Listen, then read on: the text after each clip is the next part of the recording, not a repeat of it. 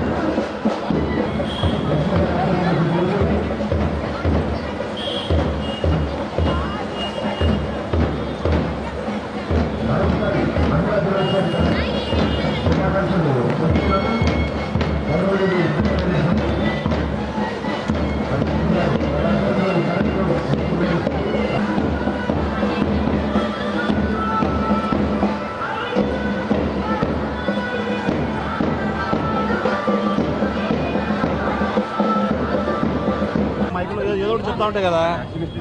ఏం ప్రోగ్రామ్ అని ఏదని ఏం లేదు, దిక్కు రాకుండా అంత నేను నాకంటే ముందు ఎవరు ఉన్నారు చూడ.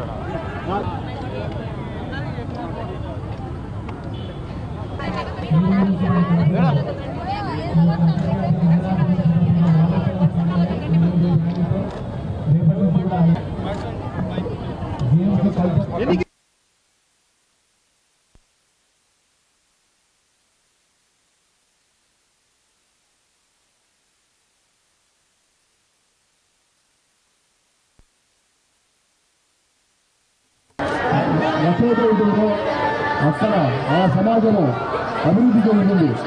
మన ఈ ర్యాలీ యొక్క ముఖ్య ఉద్దేశం, ర్యాలీలో పార్టిసిపేషన్ మీరందరూ కూడా ప్రతి ఒక్కరు కూడా మళ్ళా 10 మందికి ఈ ర్యాలీ యొక్క ఉద్దేశం తెలియజేయాలి.